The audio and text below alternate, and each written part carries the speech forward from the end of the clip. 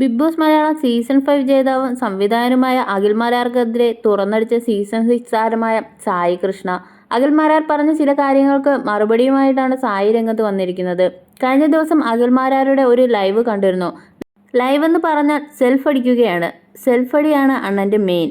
ഞാനാണ് രാജാവ്, ഇനി വേറൊരു രാജാവ് പാടില്ല. സീസൺ 5-ലെ രാജാവുള്ളൂ, സീസൺ 6-ൽ രാജാവില്ല. അതുകൊണ്ട് വേറെ ആരെയും രാജാവായി വാഴാൻ ഞാൻ വിടില്ല എന്നൊക്കെയാണ് അഖിൽ പറയുന്നതെന്ന് സായി ചൂണ്ടിക്കാണിക്കുന്നു. അഖിൽ ഈ വീഡിയോയിൽ പറഞ്ഞ 1-2 കാര്യങ്ങൾ ഞാനുമായി റിലേറ്റഡ് ആകുന്നതാണ്. അതിൽ എനിക്ക് കുറച്ച് കാര്യങ്ങൾ പറയാനുണ്ട്. ഉണ്ണി മുകുന്ദൻ വിഷയത്തിൽ അഖിൽ മാരാരും സിയാസ് കോക്കയുമൊക്കെ ചാനലിൽ വന്നിരുന്ന് തള്ളുന്നത് കേട്ട് ഞാൻ ചിരിച്ചൊരു വഴിയായിരുന്നു. അതിനുശേഷം അദ്ദേഹം FB-യിൽ ഒരു പോസ്റ്റ് ഇട്ടിരുന്നു. ഞാൻ ഏതോ ചാരസംഘടനയുടെ IT സെൽ തലവനാണെന്ന രീതിയിൽ, ഞാനെന്തോ ഭീകരവാദിയാണെന്ന രീതിയിൽ സംസാരം വന്നപ്പോൾ വീട്ടിലൊക്കെ വിഷയമായിരുന്നു. ആ സമയത്ത് ഞാൻ ഇവനെ വിളിച്ച് കാര്യം പറഞ്ഞു. അങ്ങനെയാണ് ഞങ്ങളുടെ റിലേഷൻ തുടങ്ങുന്നത്. കാര്യം കാണാൻ വേണ്ടി മാത്രം റിലേഷൻ മുന്നോട്ട് കൊണ്ടുപോകുന്ന, ജീവിതത്തിൽ ഒറ്റത്തി എന്ന് പറയുന്ന സ്വഭാവം ഉള്ളവനാണ് ഇവൻ. ഇത്രയും കാലം ഇതൊന്നും ഞാൻ പറയണമെന്ന് വിചാരിച്ച കാര്യമല്ല. ബിഗ് ബോസിലെ ഏതാനും സീസണുകളിലേക്ക് ഞാൻ അങ്ങോട്ട് അപേക്ഷ നൽകിയിരുന്നു.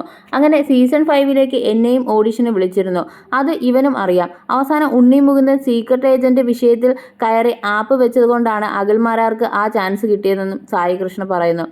ആ ചാൻസ് കിട്ടാനായി ഏതൊക്കെ പൊത്തിൽ പോയി ഇട്ടുകൊടുത്തു എന്നതൊക്കെ അഖിൽ മാരാർ എന്നോട് വിശദമായി പറഞ്ഞതാണ്. പേഴ്സണൽ ടോക്ക് ആയതിനാൽ തന്നെ അതിനെക്കുറിച്ച് ഇപ്പോൾ പറയുന്നില്ല. ബിഗ് ബോസിലെ രാജാവാവുന്നതിന് മുന്നേയുള്ള അഖിൽ മാരാർ എന്താണെന്ന് എനിക്ക് കൃത്യമായി അറിയാം.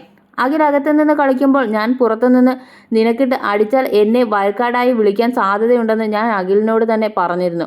കൃത്യമായി അങ്ങനെ ചെയ്യുകയും കോൾ വരികയും ചെയ്തിരുന്നു. പിന്നീട് അത് തട്ടിപ്പോയി. ജുനൈസിനെ സപ്പോർട്ട് ചെയ്യണമെന്നായിരുന്നു എനിക്ക്. ഞാൻ അങ്ങനെ അവനെ സപ്പോർട്ട് ചെയ്ത് ആ സീസൺ അവസാനിപ്പിച്ചു. ആ സീസൺ കഴിഞ്ഞതിന് ശേഷം പല മത്സരാർത്ഥികളും വന്ന് അഖിലേട്ടൻ വിളിക്കാറില്ലേ, അഖിലേട്ടൻ ഫോൺ എടുക്കാറില്ലെന്നൊക്കെ പറഞ്ഞു. ഞാൻ അവനെ പിന്നെ കാണുന്നത് വാലാട്ടിയുടെ പ്രീമിയർ ഷോയ്ക്ക് പോയപ്പോഴാണ്. അന്ന് എനിക്ക് മനസ്സിലായി ഇവൻ കാര്യം കാണാൻ ഏതറ്റം വരെയും നിൽക്കും, അത് കഴിഞ്ഞാൽ എങ്ങനെയാകുമെന്ന് ഒക്കെ. ഈ സീസണിൻ്റെ തുടക്കത്തിൽ ഞാൻ പുള്ളിയെ ഒന്ന് വിളിച്ചു നോക്കി. ആശാൻ വാട്സപ്പ് കോളുകൾ മാത്രമേ എടുക്കൂ, മറ്റു കോളുകളൊന്നും എടുക്കാറില്ല. അതായത് സ്വയം പ്രഖ്യാപിത രാജാവായിട്ട് നടക്കുകയാണ്. പിന്നെ ഞാൻ ആ വഴിക്കിന് പോയിട്ടില്ല.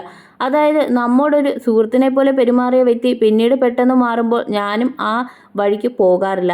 ആരായാലും സീസൺ കഴിഞ്ഞാൽ വ്യക്തിപരമായ വിഷയമായി എടുത്ത് മുന്നോട്ട് പോകില്ലേ, റോബിനോട് ചോദിച്ചാൽ മതിയെന്ന് സായി പറഞ്ഞു. തൊട്ടു മുമ്പ് പറഞ്ഞ കാര്യം ആയിരിക്കില്ല പിന്നെ അഖിൽ പറയുക. പലർക്കും അത് മനസ്സിലാവുന്നതുമില്ല എന്നതാണ് സത്യം. ബിഗ് ബോസിൽ കൃത്യമായി രാഷ്ട്രീയം കളിച്ചു പോയി. ഏതെങ്കിലും രാഷ്ട്രീയ പാർട്ടികൾ കൂട്ടുന്നുണ്ടെങ്കിൽ അളിയൻ അവിടെ തന്നെ നിന്നോ, നല്ലൊരു രാഷ്ട്രീയക്കാരനായി നിൽക്കാനുള്ള ഭാവിയുണ്ട്. എന്തായാലും അഖിൽ മാരാർക്ക് ചൊറി ഭയങ്കരമായി കൂടിയിട്ടുണ്ട്. ഞാൻ അകത്തിരുന്നപ്പോഴും ചൊറിഞ്ഞതായി കണ്ടു.